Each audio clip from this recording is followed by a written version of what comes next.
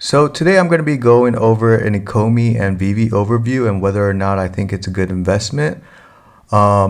Just a forewarning, this is not financial advice, it's just for entertainment purposes only. And so how we're going to be analyzing Veve is on a 6-point analysis of the pain point, the product, the team, execution power, token economy, and the Gartner hype cycle. So what is the value proposition for Veve? Veve is an NFT platform for 3D AR-enabled branded digital collectibles secured on blockchain technology by Ecomi. So basically, Ecomi is the company, Omi is the coin, and then Veve is the platform. And so you might be confused about what I mean by 3D AR-enabled technology, and here I'm going to show you an example. So this is something that someone shared on Twitter. And so as you can see, this is from the Murmurkono collection, and it's 3D enabled as well as with AR technology. So this is how this person is able to share this image on Instagram. And here's another example. As you can see, it's quite unique and interesting to look at. When I first discovered this product, I was immediately hooked in terms of attention, and it definitely wanted me to gather more research on this. Now going back to the presentation, the point of pain. So within the existing model for trading collectibles, there's quite a lot of challenges. For example, the possibilities of scams and fakes. So if you're selling on eBay, you might be worried that this the whatever collectible you're purchasing, for example, basketball cards, that you're not sure if this is an original Michael Jordan rookie card. And so this is also another challenge that it creates, which is the certification of authenticity, which is quite pricey, and you're not really sure if you're going to get that approved. Another one is the possible damages during shipping and the cost of shipping. So what I mean by that is if you're shipping a basketball card, it's going to be $3 or $4 to ship the item out with tracking. Also, you have to bubble wrap it, you have to package it, and then you have to print the label and go to the post office. So there's quite a lot of challenges and hurdles within the collecting community for this. Another thing is the grading obscurity. I specifically am targeting PSA grading. So if you're not a collector of basketball cards or cards in general, PSA grading is how they grade the cards. So a card is rated on a 10-to-1 scale, 10 with the highest grade. But collectors aren't really sure why they got a 9, why they got an 8, why they got a 10 at a lot of times. And so there's a lot of obscurity when it comes to grading, as well as the added cost to collecting these items. Also, it's quite difficult to hold collectibles long term. I have a lot of things from my childhood, for example, Pokemon cards, that I wish I kept because they're worth a lot of money now. So those are the pain points that I wanted to address. There's quite a lot within this market and this niche in general. The product that Ecomi offers is digital collectibles of highly sought after brands like Batman, Adventure Times, Powerpuff Girls, Ghostbuster, NFLPA, and more. I don't want to really speculate and go into the Pokemon or Yu-Gi-Oh talk. I just want to talk about the facts and what they have stated or what they have already put out that is available. But the things that they have available already show that this company, Veve, and this platform have a lot of brand power and connections in terms of getting these licenses.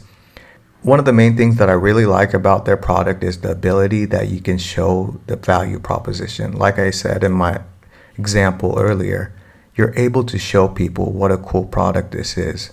And that's not said with a lot of these crypto and NFT products that are available in the current market.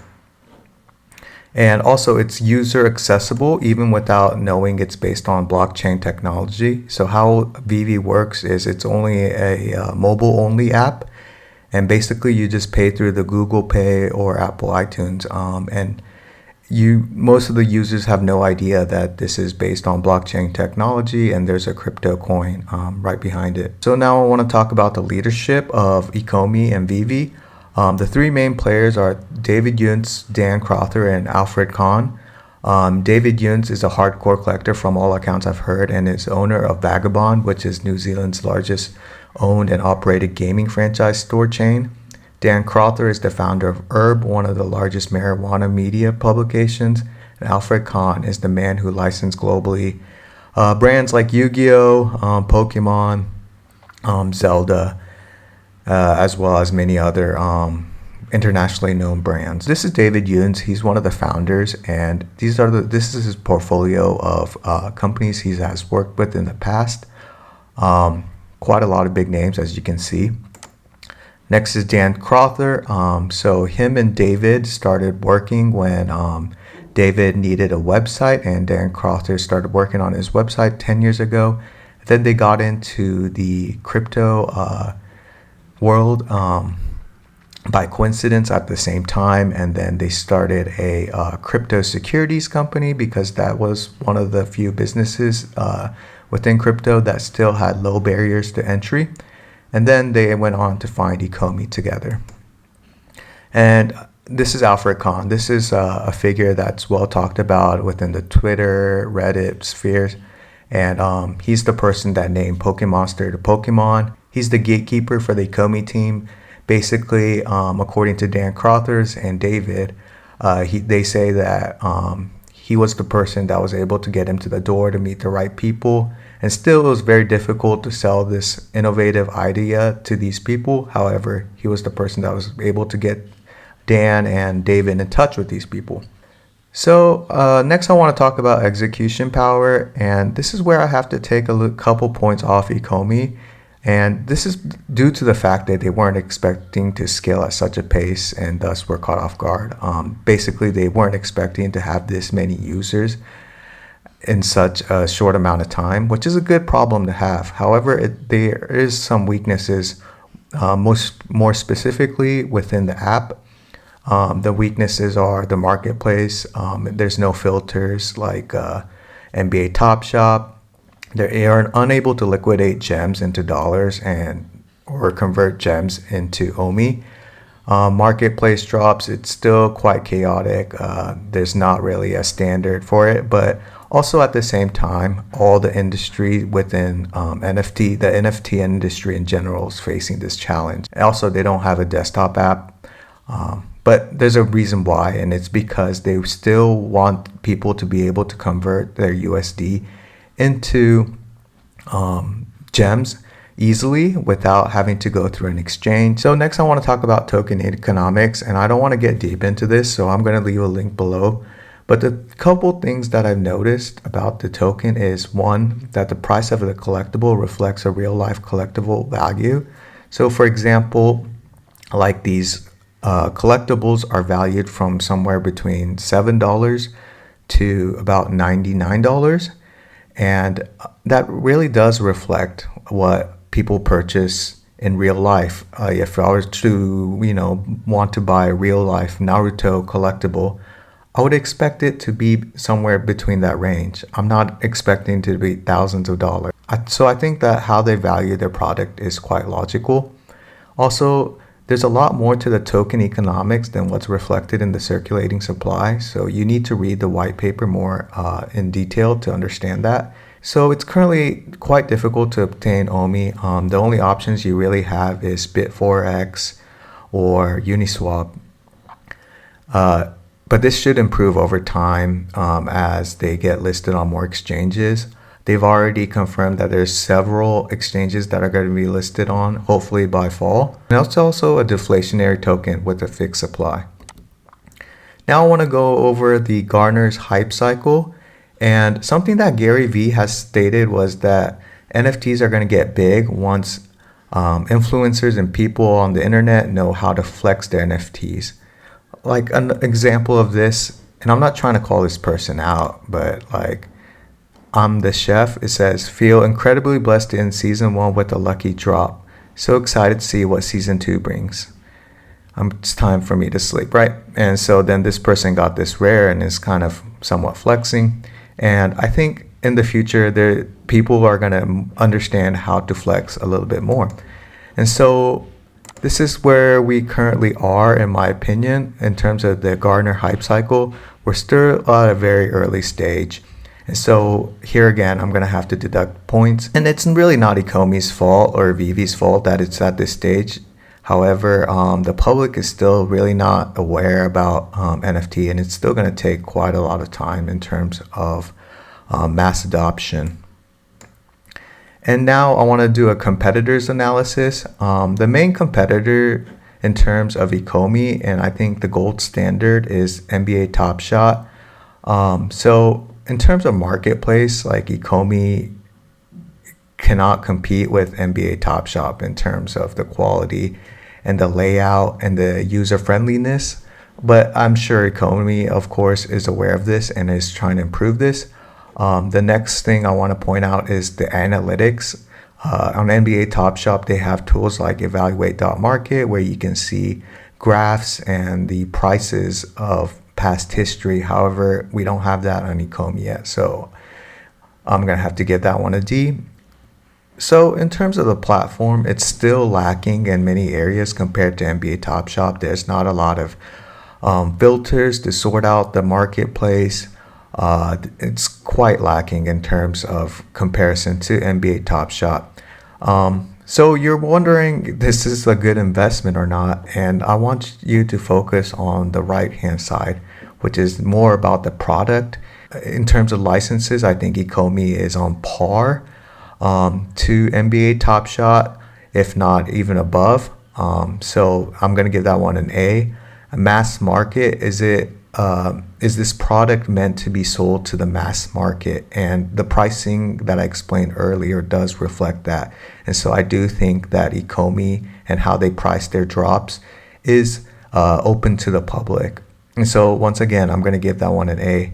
And here again, in terms of scarcity, in NBA Top Shot, that's where they kind of fail. There's so many players in the NBA, and every year there's so many new rookies coming in, and there's players leaving and new players coming in. And so I think that's where they're going to really struggle in terms of finding the balance in terms of release and in terms of having the scarcity value. And so this is where Ecomi is excelling versus NBA Top Shot. And then the visual appeal also, I think Ecomi is doing a better job than NBA Top Shot, even though NBA Top Shot is quite innovative in this market in terms of using videos for their NFTs versus whether it's like a GIF looking image or like an image in general. But I think over time that's going to become mainstream, and I think that more platforms are going to adopt this video style. However, with Ecomi having this AR, I think it is quite unique, and I don't think it's as easy as a technology to replicate as a video. And also I want to just talk about this really quickly, and it's the second mover advantage. So in my opinion, the first mover was NBA Top Shot in terms of public awareness and mass adoptions in terms of NFT. That's not necessarily a bad thing, because I think there was a lot of lessons that Ecomi and Veve were able to learn from NBA Top Shot. For example, the pack drops difficulty. So like on NBA Top Shot at the very beginning, it was very difficult to buy a pack, and Ecomi is facing the same difficulties now. And so I think they were able to kind of use NBA Top Shot as a test guinea pig, let's say, before they were able to do theirs. Right now in the NBA Top Shot market, the prices are falling, and so once again, they're trying to really just understand the balance between supply and demand. And I think once again, Ecomi is able to learn something from there. And the virality and the marketing campaign, this hasn't been done yet, but the NBA playoffs are soon, so I do think that the NBA Top Shot is going to have a large campaigning strategy behind the playoffs. And I think that Ecomi is going to be watching this very closely. So if you're not on NBA Top Shot, you might not know, but challenges are basically you have to collect these certain cards in order to get this card. And collector score is just being active on the website. And basically, some of these challenges, it hasn't been working for them. Collectors would spend a lot of money to collect the cards for the challenge. However, the reward, the price just shoots down right after it's released. And so I think that they're learning also as well from this. So in terms of pain point, there is quite a high pain point within the collector's niche, and so I'm going to give that a 5.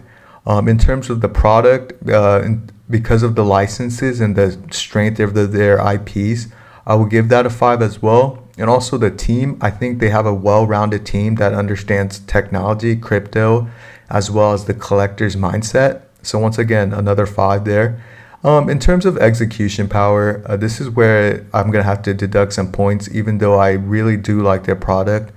Like I said earlier, they weren't expecting to have this many users all of a sudden, and this is why it's created a lot of problems on their app. And I do think over time we're going to see this improve. But for this, I'm going to have to give it a 3. And then in terms of the token economy, I'm going to give this a 4. I do like their token economy. I like the fact that it's deflationary and that there is a fixed supply.